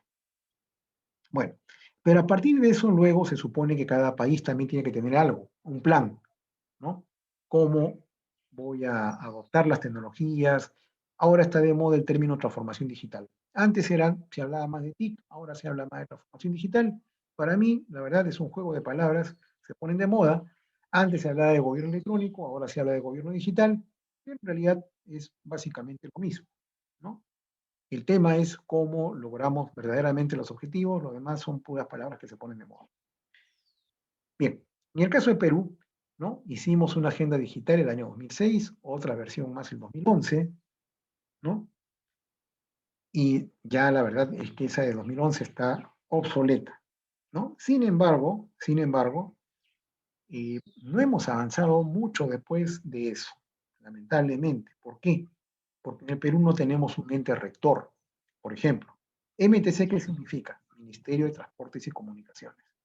OCIPTEL, ¿qué significa? Organismo supervisor de inversión privada en telecomunicaciones. Entonces, ¿quién se hace cargo de las TIC? ¿No? Bueno, por acá creo que sí. ¿Quién se hace cargo de las TIC? ¿Quién lleva a cabo todo este proceso tan importante? Por ejemplo, en Colombia hay un MINTIC, Ministerio de las TIC, desde el año 2009. Y a nivel internacional muchos países tienen un ente rector de las TIC. En el Perú, por varias razones, no ha habido. Y ojalá el nuevo gobierno, ¿no?, lo haga. Cuando estuve en la última oportunidad, y les cuento esto muy brevemente, nada más para que lo sepan, de repente alguno leyó las noticias, propusimos una ley para convertir el Viceministerio de Comunicaciones en Viceministerio de las TIC. El proyecto de ley llegó hasta el Congreso. Para llegar al Congreso fue todo un proceso muy complicado, y aunque de repente pueda sonar a, no sé, bueno, pero es la verdad, hasta en el propio Estado peruano había resistencia para, para que eso caminara fluidamente y rápidamente. En realidad, ese proyecto de ley no hacía daño a nadie, más bien era favorable, ¿no? Pero aún así hay personas que por envidia, por celos, lamentablemente la idiosincrasia del peruano muchas veces nos juega en contra, porque hay gente que quiere, de repente prioriza su ego, o, ¿no? Hay personas que sienten celos. Esas cosas realmente en la práctica hacen mucho daño, ¿no? Cuando uno trabaja para el Estado, para el Estado, es decir, para servir al país, uno tiene que ser desprendido, ¿no? No tiene que estar con cosas, me quiero tomar la foto, yo quiero meter el gol político. No, esas cosas realmente son muy dañinas, ¿no? Y bueno, eso todavía sigue pendiente. Tratamos en su oportunidad de retomar el tema, ¿no? De hecho, se hizo por buena cantidad de meses, se reabrió la Comisión para el Desarrollo de la Sociedad de la Información, y participaban, como siempre tiene que ser, la empresa privada, la sociedad civil, en donde están colegios profesionales, ONGs, y también la academia, o sea, las universidades. Iban, ¿no?, a estas reuniones que eran cada 15 días, algo así, ¿no? Todavía la página web de esa CODESI, esa comisión, todavía está en el MTC, en la página web del MTC, o sea, ahí consta lo que se trabajó, pero la idea era sacar una nueva agenda digital, cosa que no se ha hecho lamentablemente.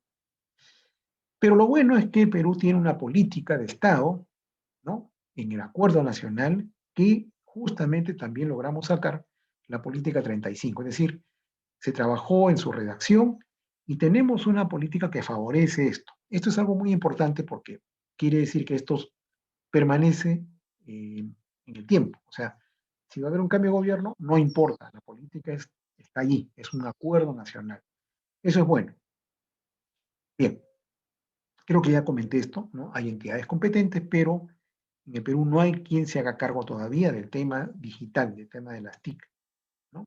En cierta medida, la Secretaría de Gobierno Digital de la PCM, ¿no?, ha asumido un rol importante en algunos temas, pero creo que no abarca a todos. Por ejemplo, no abarca lo que es la articulación entre todas estos agentes, como son la sociedad civil, la academia y el sector privado, ¿no? Entonces todavía adolecemos de un sector que asuma, ¿no? Y claro, a veces uno podría decir, pero hay que hacerlo nomás, sin tanta cosa. No es así, porque si ustedes, por ejemplo, por decir, me voy a poner como ejemplo, si yo en el sector comunicaciones tengo un presupuesto para desarrollar ciertas tareas, ese presupuesto me lo han aprobado para esas tareas. Si yo digo que quiero hacer un proyecto de TIC, después puedo terminar mal por hacer malversación de fondos, por usar el presupuesto en algo que no tenía autorización. Entonces es muy delicado, ¿no?, hacer cosas si es que uno no está autorizado porque no está en sus funciones. Las funciones tienen que decir claramente qué es lo que uno tiene que hacer y uno no puede hacer más ni menos, ¿no? Así es la cosa. Muy bien. Entonces, en el contexto internacional, ¿cómo estamos en cuanto a las TIC? Hay un indicador que también lo publica el Foro Económico Mundial, el NRI. Y lamentablemente, bueno, este NRI se ha publicado hasta el 2016, por eso es que es el último que yo considero. Sí, porque yo tengo en otros datos, como voy a mostrar luego, actualizado hasta 2020, pero en este indicador, Perú salía ese año en el puesto 90, después de Ecuador, de Brasil, de Colombia, de Uruguay y Chile. Miren, Chile, puesto 38, año 2016, Perú, puesto 90, ¿no? Entonces, pero este NRI evalúa una serie de cosas muy importantes y hace un promedio, es toda una metodología, ¿no? Entonces, bueno, ahí se puede ver una posición desventajosa. Ya hemos hablado del tema de la competitividad. Desde el año 2018, el Foro Económico Mundial ha definido la competitividad 4.0, ¿no? Y en esos 12 pilares, ¿no?, considera, yo acá pintado con amarillo, el de infraestructura, en donde están no solamente telecomunicaciones, obviamente, sino toda la infraestructura relevante: energía, transporte, saneamiento, ¿no?, agua, adopción de las TIC y aptitud para la innovación, ¿no? Bueno, entonces yo he pintado eso para tener, digamos, presente que son importantes para la competitividad. Y además, ¿qué otros pilares hay? A ver, instituciones, tienen que ser instituciones sólidas, ¿no? En el Perú a veces tenemos problemas institucionales. Estabilidad macroeconómica. En esto sí, el Perú tiene muy buenos números, porque en los últimos 20 años al menos, sí ha sido muy estable la situación macroeconómica en el Perú. Eso es lo que al menos nos ayuda en la posición que tenemos, que aún así ha bajado un poco. Pero también está lo que es la salud, habilidades, mercado laboral de bienes, sistema financiero, tamaño de mercado, dinamismo de los negocios. Bien, ¿y cómo estamos nosotros en competitividad? Miren, en primer lugar, Singapur a nivel mundial, luego Estados Unidos, Hong Kong, Chile en puesto 33. Esto es competitividad a nivel mundial. Chile, puesto 33. Luego, yo solamente he puesto desde, o sea, primero he puesto los tres primeros lugares a nivel mundial. Y luego he puesto los países de la región sudamericana. Y ahí está primero, como decía, Chile, le sigue Uruguay, Colombia y luego Perú en el puesto 65. Y luego siguen los demás países vecinos, ¿no? Brasil, Argentina, Ecuador. Bueno, no estamos en los últimos lugares en competitividad, gracias principalmente a la situación macroeconómica, que a pesar de, bueno, estos son cifras del año 2019, que han sido publicadas en 2019.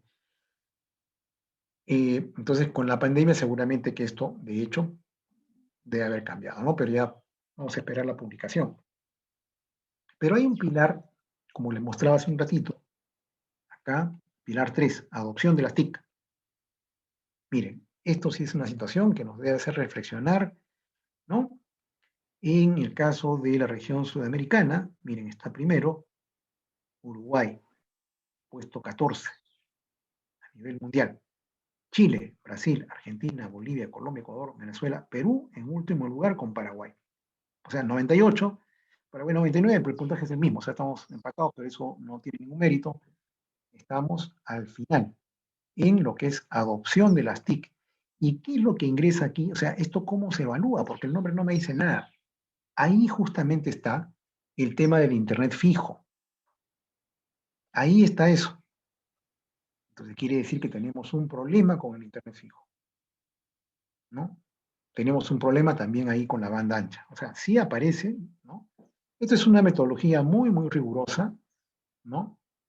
Que se ha ido mejorando cada año, ¿no? Aquí está el Foro Económico Mundial, ¿no? Y le han puesto el índice global de competitividad 4.0 porque evalúa estos indicadores que significan de qué manera los países se van incorporando en la cuarta revolución industrial. Entonces, es importante cuando uno habla, dice, quiero saber cómo están las telecomunicaciones en el Perú. O sea, hay muchas cosas, ¿no es cierto?, que están de por medio, ¿no? Y hay muchos retos, hay muchos desafíos, hay muchos factores, hay muchos conocimientos, hay muchos elementos que hay que tener presente, ¿no? Entonces, por dicha razón, yo muestro este tipo de resúmenes. Y bueno, acá nuevamente, ya para finalizar la exposición, muestro pues, luego de haber mostrado lo último de competitividad, para recordar justamente que, si bien nosotros tenemos, digamos, una competitividad como país, que está aquí, estamos en el puesto 65, con este puntaje que sale por acá, 61.7, pero digamos el puesto 65 ya, este es el promedio del Perú. Pero dentro del Perú, la situación es la que acá se puede apreciar. No todos los, no, o sea, el Perú no es un país plano. O sea, ¿no? ¿Esto qué me dice? Que hay regiones en el Perú o departamentos que son más competitivos que otros, ¿no? Son más competitivos que otros. ¿Y por qué? Entre otros factores, porque tienen estos porcentajes de penetración de servicio móvil y de Internet fijo, ¿no? Eso influye en su competitividad. Entonces tengo que tener presente eso y tengo que tenerlo presente para poder desarrollar cada región, ¿no?, de acuerdo a esta situación, ¿no?, de acuerdo a su situación particular. O sea, el Perú tiene esta situación. Y si uno de repente todavía desagregara, si fuera posible, en cada región, cada provincia, nos iríamos enterando cada vez más de cerca de la realidad, ¿no? Esto simplemente ha sido, ¿no?, mostrar la realidad a nivel de cada región, pero claro, si fuera el caso, si hubieran más datos, uno podría todavía hacer un análisis haciendo un zoom más digamos, acercándonos más, ¿no? Muy bien, entonces, eso era lo que yo tenía para exponer a ustedes el día de hoy con relación a la situación de las telecomunicaciones y las TIC, también como finalmente les expliqué la razón por la cual había incluido ese tema en la charla. Muchas gracias por su atención. Y no sé si alguien, o sea, habría tiempo de repente para algunas preguntas. Sí, profesor. Muchas gracias por la exposición de hoy. Tenemos algunas preguntas de parte de los participantes.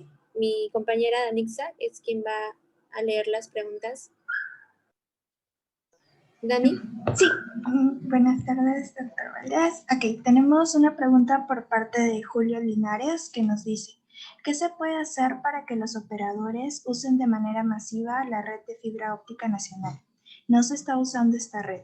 Los operadores aducen que la tarifa por megabitios es demasiado elevada. Ok, sí, muchas gracias por la pregunta. Es muy buena la pregunta. ¿Por qué no la usan?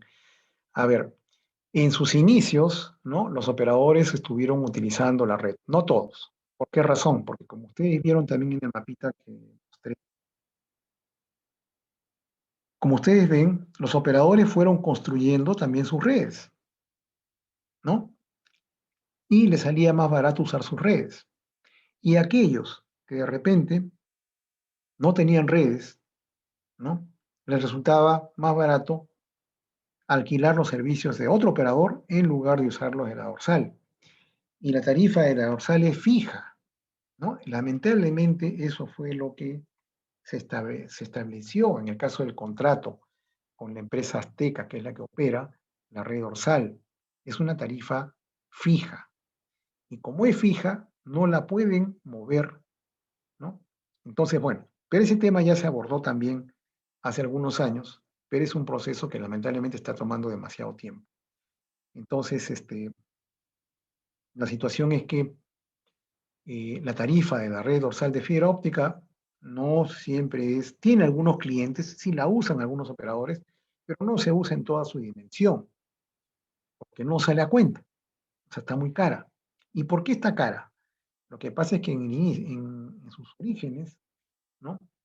En sus orígenes le pusieron un precio que en ese momento era mucho más barato de lo que ofrecían los operadores, que además tampoco estaban en todas partes, solamente en algunos lugares. Entonces, se puso una tarifa y era súper competitiva, pero conforme la red se comenzó a construir, los operadores también lo hicieron por cuenta propia y entonces ahora sale más a cuenta ir en otro operador en lugar de ir con la dorsal. Y como la dorsal no puede bajar la tarifa porque es fija, ahí está el gran problema.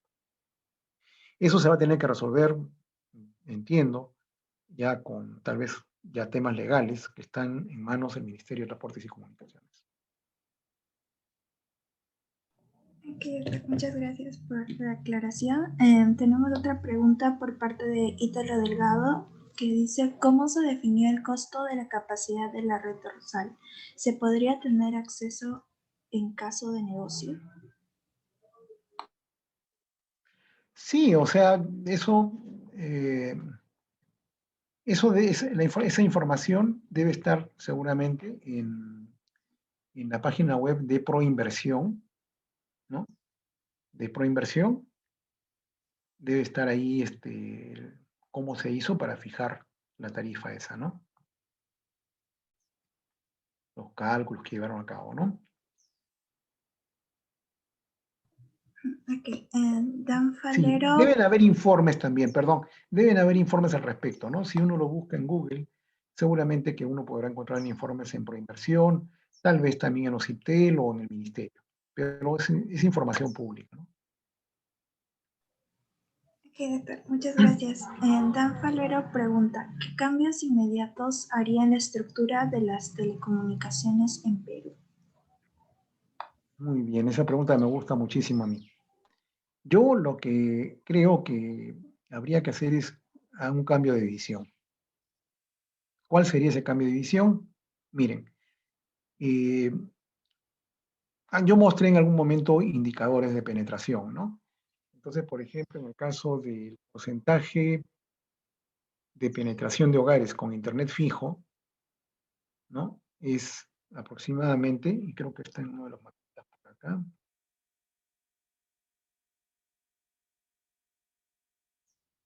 No.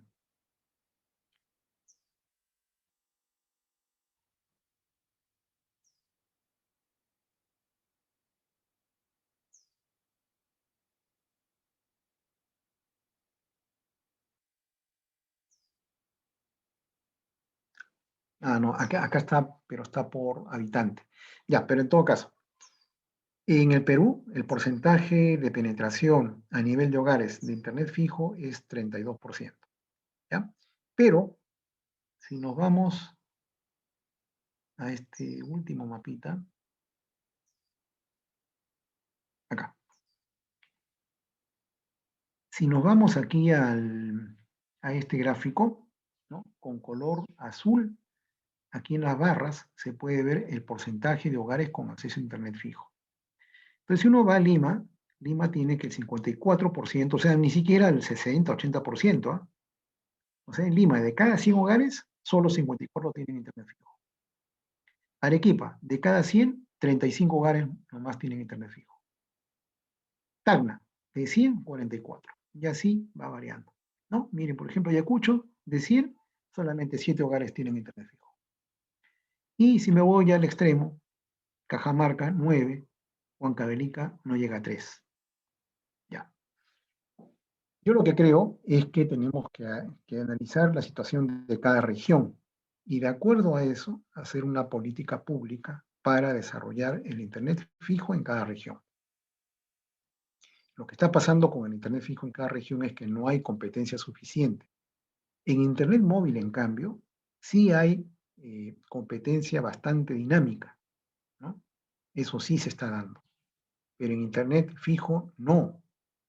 Entonces yo creo que uno tiene que ponerse en los zapatos del ciudadano que vive en las regiones, ¿no? Y no pensar únicamente el Perú como un promedio, porque ¿cuál es el porcentaje del Internet fijo en el Perú por hogares? 32. Si yo quiero mejorar el 32% para de aquí a unos años, ya, yo puedo de repente pensar en algo. Supongamos, quiero llegar al 40% para el 2025. Pero yo creo que hay un tema de cómo proceso yo la información que tengo a la vista. ¿Cuál es la información que yo tengo a la vista? Esta que ustedes están viendo ahorita. ¿Qué me dice? Que la situación no es la misma en todas partes. Entonces yo tengo que fijarme en la situación en cada lugar, en cada región. Y adoptar una política de desarrollo que sea acorde a cada región, ¿no? A ver cómo promuevo la competencia ahí, ¿no? Claro, tampoco no podemos hacer cosas muy complejas, pero de repente podemos caracterizar la situación de las regiones que tenemos, de repente, no sé, pues 3 modelos diferentes o algo por el estilo, que permita atacar la situación particular de grupos de regiones, por grupos tal vez, como para desarrollar más rápidamente. Porque si no, pienso que si no lo hacemos así, vamos a desarrollar, pero con mucha lentitud, ¿no? Y hay que, en realidad es un tema de mirar con zoom la realidad, ¿no? Hacerle un zoom a la realidad, mirarlo con lupa y ver qué es lo mejor, ¿no? Y no, digamos, hacerlo para el promedio, porque Perú, como dije hace un momento, no es un país uniforme, ¿no? Ya lo hemos visto en el video al comienzo, ¿no? Vamos aquí a media hora de Lima y tenemos una situación completamente diferente, ¿no? Entonces, de lo que encontramos en la zona urbana. Entonces, hay que, yo creo que, cambiar de óptica, ¿no? Y para eso se requiere que, por ejemplo, el funcionario público viaje bastante, no para pasearse, sino para conocer la realidad, sentirla y vivirla, sufrirla, porque es la única forma como uno se puede sensibilizar y pensar en mejorar las cosas, ¿no? Si uno lo hace todo desde Lima, es relativamente cómodo, ¿no? Hay que explorar, creo que más de cerca la situación que se vive dentro del país. Es lo que yo pienso. Ok, doctor, muchas gracias. Les estamos dejando en el chat a los participantes una encuesta de asistencia y satisfacción, si es que por favor nos podrían ayudar llenándola. Aún hay más preguntas. Hay otra de Cristian Mesa que nos menciona la llegada del servicio satelital de Internet de Elon Musk, Starlink, llegará al Perú a fines de este 2021.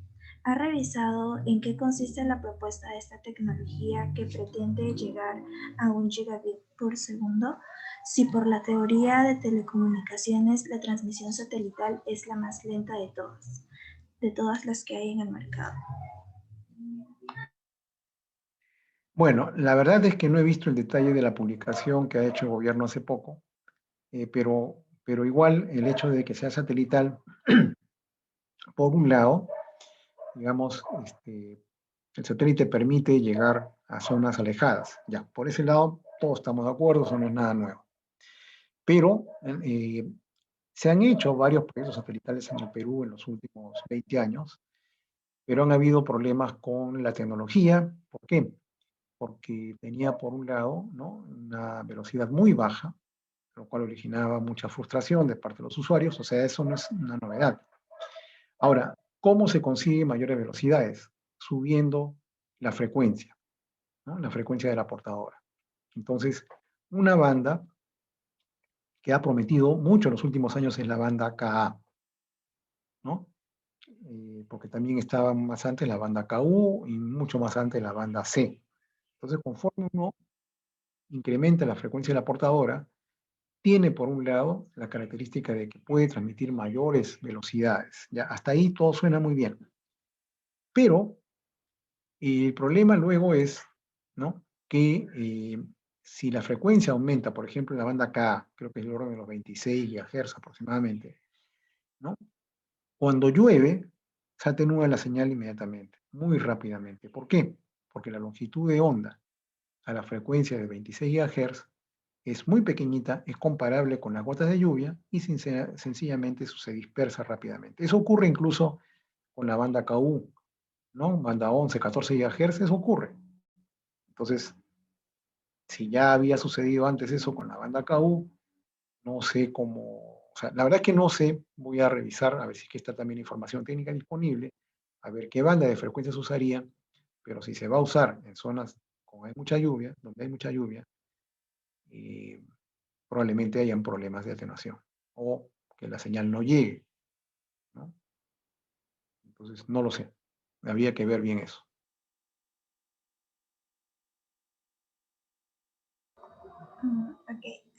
Slater Villafuerte nos pregunta cuáles son las proyecciones para el despliegue del 5G en el Perú. Sí, bueno, miren, el tema de de las generaciones, esto en comunicaciones móviles, más o menos, ¿no?, se da cada 10 años, más o menos. En el caso de 5G, el Ministerio de Transportes y Comunicaciones ya ha sacado publicaciones de estudios que han hecho sobre el uso de las bandas. Entiendo que también ya han permitido que se hagan pruebas, ¿no? Pero tiene que concursar bandas de frecuencia para que los operadores puedan operar en la banda de 5G. Entiendo que eso iba a ser o este año o el próximo. Me animaría a decir que de repente el próximo, ¿no? Pero no estoy seguro. Pero la cosa es así. O sea, una vez que se licita, supongamos que en 2022 se licita. Para que se licite, hay todo un proceso que tiene que hacerse por inversión, ¿no?, que puede tomar un tiempo, ¿no? Pero supongamos que en 2022 se licita, ¿ya? De ahí se tiene que firmar el contrato. El contrato, para que se firme desde que se gana, supongamos que ganan en mayo. Van a tener que pasar, por ejemplo, un mes o dos para que se firme el contrato. Ya estaríamos en julio. Una vez que se firme el contrato, tienen un plazo, creo que de 60 días, si no me equivoco, para presentar el proyecto técnico. ¿Qué cosa en el proyecto técnico? Ahí están los diagramas de red de las instalaciones a nivel nacional, donde van a poner sus torres y todo eso. Ya, eso les toma 2 meses más. 2 meses en presentarlo. Y al ministerio eso le toma también 2 meses en aprobarlo, porque deben ser un montón de estaciones. ¿Ya? Una vez que ya se aprobó, bueno, ya proceden con el despliegue respectivo. Entonces ya estamos llegando al 2023. ¿No? Ese es un cálculo aproximado que yo hago de acuerdo a experiencia. No quiere decir que sea así. Si a fin de este año ya licitan y todo, entonces tal vez pueda ser un poco antes, ¿no? Pero es más o menos los tiempos que toman, ¿no? Y eso es así en todas partes del mundo, ¿no? ¿No? Eso es en todas partes del mundo. Es así, es un proceso, ¿no? Ok, Rosmel González nos pregunta también sobre 5G, pero sobre una empresa particular. Nos dice cómo va el desarrollo del 5G en empresas como Vitel, que ya han realizado varias pruebas. Es lo mismo, o sea, claro, pueden hacer pruebas. En ese caso, el gobierno facilita bandas de frecuencias para pruebas, ¿no? Solamente para pruebas, y bueno, ya después depende de que concursen y de que ganen, ¿no? Según las condiciones que se establezcan, ¿no? Yo creo que lo ideal siempre es que todos los operadores tengan la posibilidad de tener las bandas de frecuencia. Pero eso va a depender de cómo diseña el concurso el ministerio, ¿no? John Casavilca pregunta sobre cómo podríamos ayudar a mejorar estas condiciones, al menos para los sectores más importantes como la agricultura de precisión, industria, hospitales, etc. Si la tecnología 5G muestra mejoras en cuanto al codificador y el flujo de datos respecto al 4G. ¿Es posible desarrollar o implementar tecnologías para mejorar la red actual para los sectores antes mencionados? Esto debido a que en el Perú se tiene un lento avance en cuanto al despliegue de la red. Sí, muchas gracias por la pregunta. En realidad hay muchas cosas que se podrían hacer, ¿no? Pero a ver, vamos a ver un poquito. Yo creo que mucho depende, ¿no? A ver, supongamos que llega la tecnología, ¿ok? Esa tecnología tiene ventajas por el tema de las velocidades. Principalmente para el caso de aplicaciones que requieren altas velocidades, por ejemplo, en telesalud, ¿no? ¿Por qué razón? Porque ahí tienen que transmitir imágenes que son muy pesadas y por lo tanto requieren altas velocidades, ¿no? Entonces, eso va a depender, ¿no?, de cuál sea la estrategia del gobierno cuando licite la banda de frecuencias, ¿no? Entonces, normalmente cuando se licitan bandas de frecuencias, las condiciones pueden ser diversas, ¿no? En algunos casos en el pasado han sido concursos por oferta económica y en otros casos han sido en combinaciones, oferta económica y también cobertura, ¿no? Cobertura de servicios, por ejemplo, usando 4G en colegios, en comisarías, en hospitales, ¿no? Esas son un tipo de obligaciones. ¿Con qué objetivo? Como decía John, para desarrollar esos sectores, ¿no? Ahora, no son los únicos sectores que necesitan, obviamente, conectividad, ¿no? Agricultura también, en realidad cualquiera de los campos, solamente que normalmente se prioriza educación y salud. Ya, pero eso entonces lo va a definir el gobierno, ¿no? El gobierno y también las entidades que se interesen, porque por ejemplo, si yo estoy trabajando en el Ministerio de Agricultura y tengo la visión de la utilidad de la tecnología, tengo que estar atento, pues, ¿no? Tengo que estar atento para decirle al MTC de repente, oye, ¿sabes qué? Inclúyeme también en la cobertura, necesito, no sé, pues tecnificar el agro, no sé. Eso depende de la visión de la autoridad que esté en esos sectores, ¿no? Claro, educación y salud, ya, digamos, ellos, claro, por ser, por supuesto, lo prioritario, ya eso, digamos, es algo normal, pero también es importante para otros sectores, ¿no?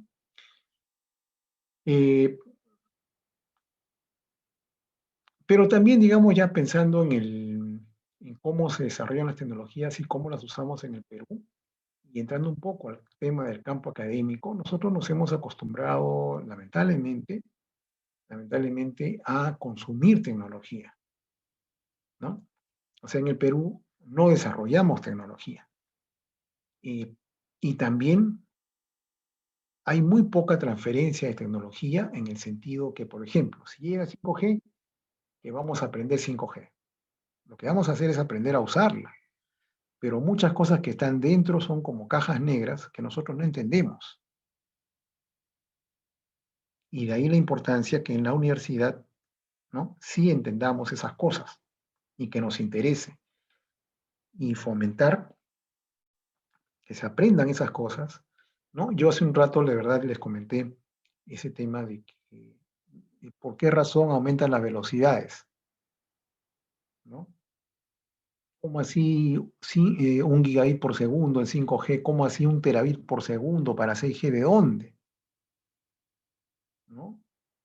¿Cómo así? Entonces, hay razones que son los descubrimientos tecnológicos, científicos, ¿no? Pero también es verdad que cada vez esos descubrimientos y esos temas cada vez se hacen más complejos. Y eso es así. Pero la universidad es el lugar en donde nosotros tenemos que aprender estas tecnologías, ¿no? Ese es el lugar. Y por qué no también desarrollar algunas aplicaciones con estas tecnologías avanzadas que nos permitan apoyar también, ¿no? Apoyar las comunicaciones en una zona rural, ¿no? En donde de repente no llega, pues porque el operador ahí no le parece rentable y de repente Fitel tampoco todavía no llega, no sé. Pero lo que sí creo que tenemos que hacer en la universidad, regresando al tema académico, es tratar de aprender esas cosas, ¿no? Y tratar de aprender y implementar en la medida de lo posible, ¿no? Creo que eso es algo muy importante, por eso a mí me agrada mucho el trabajo que se hace con la rama estudiantil de IEEE, porque acá realmente está, pues, en relación con la IEEE está el conocimiento último, lo último que se va desarrollando, ¿no? Lo último que va apareciendo. Tenemos que estar atentos a lo último, a lo último que sale de la tecnología para aprenderla, ¿no? Cuando la tecnología recién se desarrolla, ¿no? En sus inicios suele ser muy compleja. A veces es muy matemática también.